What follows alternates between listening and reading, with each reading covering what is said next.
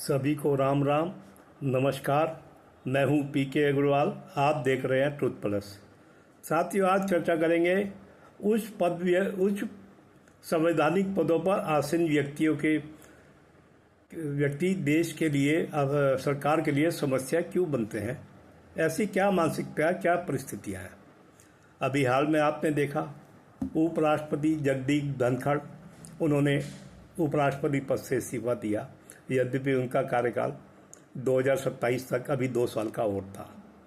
अब जो बात सामने आ रही है वो ये कही जा रही है कि जस्टिस यशवंत वर्मा, जिनके घर से जले हुए नोट मिले थे, जिनके प्रीमिसेस से जले हुए नोट मिले थे, उन पर महाभियोग की तैयारी हो रही है और राज्यसभा में विपक्ष के 63 सांसदों ने महाभियोग प्रस्ताव पर हस्ताक्षर करके उपराष्ट्रपति के सामने दे दिया था, मतलब राज्यसभा में जमा कर दिया था।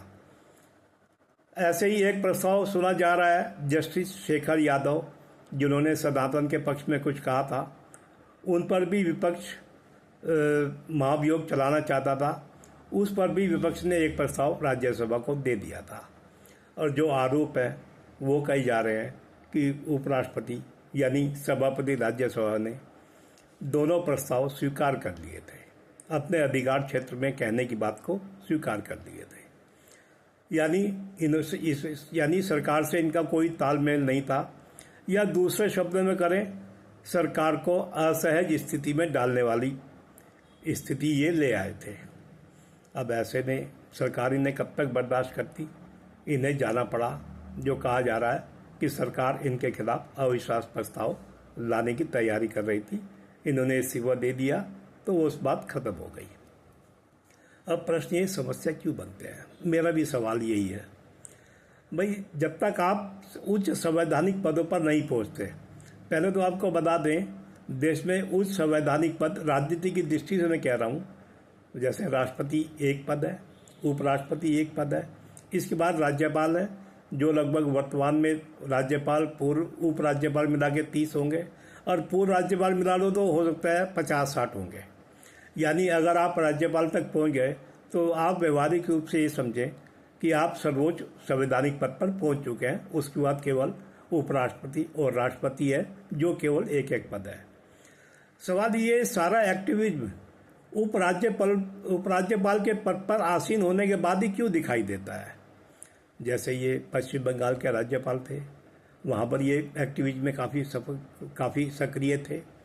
जैसे ममता सरकार के खिलाफ इनके बयान आते थे, पब्लिक के बीच में जाते थे। हालांकि ये जनता की बातें उठाते थे, लेकिन एक्टिविज्म तो कहलाएगा ही ना वो। ऐसे ही जब से ये उपराष्ट्रपति बने हैं, खासकर जब से जस्टिस यशवंत वर्मा का मामला हुआ है, उस पर भी न्यायपालिका के ऊपर ये काफ़ी कुछ बोल चुके हैं। वैसे तो ये मैंने जैसे कहा, ये जनता की बात ही बोलते हैं, लेकिन अगर ध्यान से देखा जाए है तो ये एक्टिविज्म। ऐसे ही एक बार उन्होंने शिवराज सिंह चौहान पर किसान मामलों में, किसान आंदोलन को लेकर कुछ कहा था, वो भी सरकार को असहज करने की स्थिति थी। प्रश्न ऐसा क्यों, जब आप राज्यपाल नहीं थे उससे पहले आप कितने एक्टिविस्ट थे, ये सवाल है। राज्यपाल बनने के बाद ही एक्टिविज्म क्यों आपका सक्रिय होता है।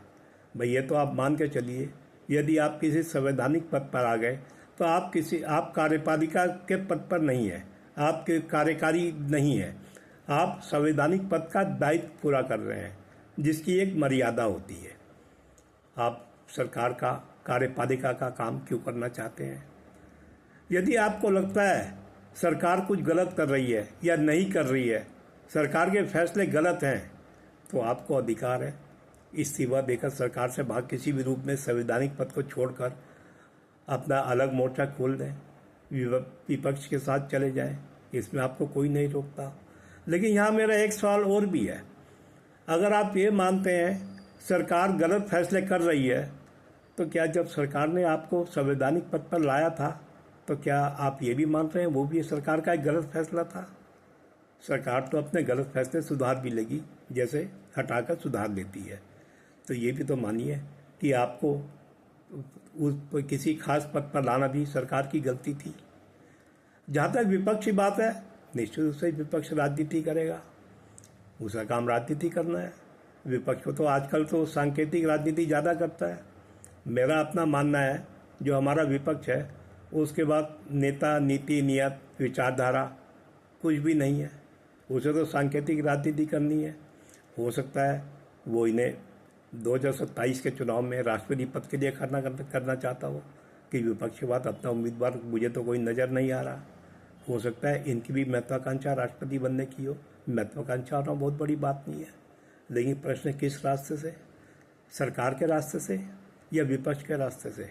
क्या ये सरकार को ऐसेज करना या देश में अराजकता फैलाने वाली स्थिति नहीं होगी? प्रश्न ये है, अगर विपक्ष इन्हें राष्ट्रपति बनाने में सफल हो जाता है तो क्या दो सत्ता केंद्र नहीं हो जाएंगे? एक विपक्ष द्वारा बनाया राष्ट्रपति, कल्पना कर रहा हूँ मैं ये नहीं कह रहा विपक्ष कामयाब हो जाता, और एक प्रधानमंत्री। देश में वास्तविक सत्ता तो प्रधानमंत्री के हाथ में है, राष्ट्रपति राष्ट्र प्रमुख है, उसके पास व्यवहारिक सत्ता नहीं है। प्रधानमंत्री सरकार के प्रमुख है, उनके पास व्यवहारिक सत्ता है, तो क्या उससे टकराव देने की तैयारी थी? इन सब चीज़ों को सोचिए, देखिए कि ये संवैधानिक पद पर आने के बाद एक्टिविज्म क्यों सक्रिय हो जाता है। आपको और भी उदाहरण दूंगा। सत्यपाल मलिक जो गवर्नर थे, ये 2-3 साल चलता है एक्टिविज्म की आयु हो चुकी होती है, उसके बाद ये ख़त्म हो जाता है। अब इन्हें भी विपक्ष यदि मोहरा बना रहा था तो हो सकता है राष्ट्रपति चुनाव तक मोहरा बना सके। उसके बाद क्या करेगा, उसके बाद क्या होगा इनका, ये सोचना चाहिए। ये मैं सभी संवैधानिक पदों पर आसीन लोगों से कहूँगा, भाई आप संवैधानिक पद की मर्यादा का, गरिमा का ध्यान रखिए। सरकार को ऐसेज करने के लिए आप पद छोड़ दीजिए। आप जिस रास्ते में जो भूमिका निभाना चाहते हैं निभाइए, लेकिन सरकार को सरकार में रहकर, सरकार के सहयोग से बनकर सरकार को ऐसेज करने का अधिकार आपको नहीं है। देश में अराजकता लाने का अधिकार आपको नहीं है। जनता तो जवाब दे रही है, विपक्ष को लगातार दे रही है। तो ये आप देखिए, समझिए।